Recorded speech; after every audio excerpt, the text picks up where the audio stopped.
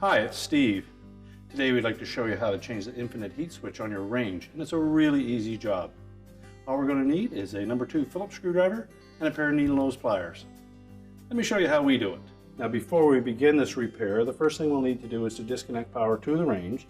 So if it has a cord on it, simply unplug it, or locate the electrical panel and remove the appropriate fuses or turn off the appropriate breaker. Now next we'll remove the knob on the switch that we're going to change. You slide it off and make sure that the little D ring, metal ring, came with the knob. And then remove the 2 screws and retain them for use with the new control.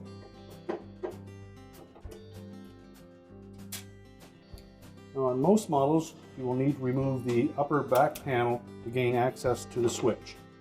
So you may have to pull the range forward enough so that you can access that, or pull it completely out. Now on this particular model, we will need to remove 4 screws, 2 on either side of that upper back panel.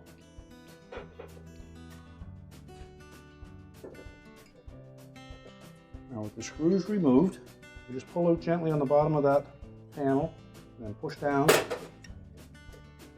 and clear the tab at the top.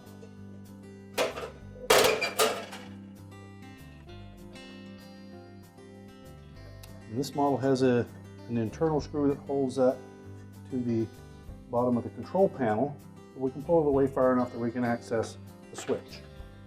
The first thing we'll need to do is to identify where all the wires are attached, and also look to see if there is any signs of arcing or corrosion on those wire terminals, and if there is, you'll need to replace the terminal ends.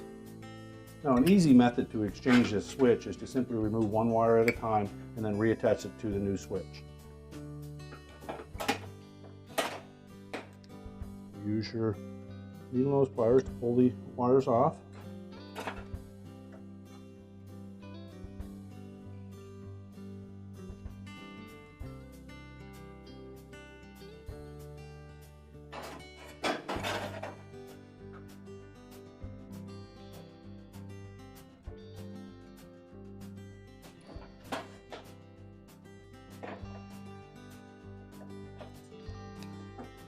And make sure the wires fit on there nice and snug, and if they don't, you'll need to just crimp them slightly with your needle nose pliers.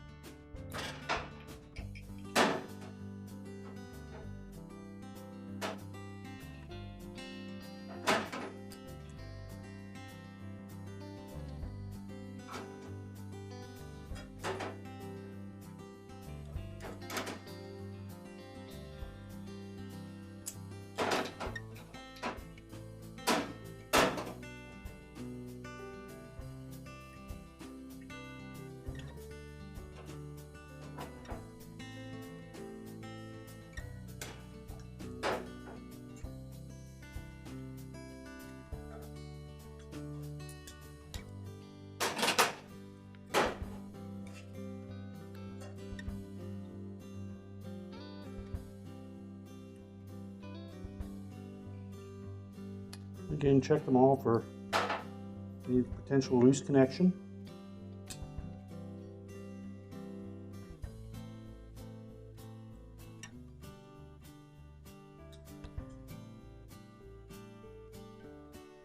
Now with the wires attached to the switch, and then fit that through the opening and install the 2 retaining screws.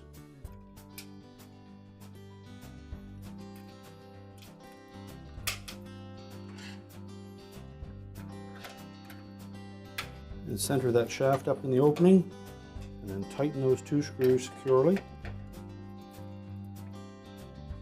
And we can slide that back panel back into position. I'll have to put a little bit of downward pressure on it to tuck that top lip in behind the control panel.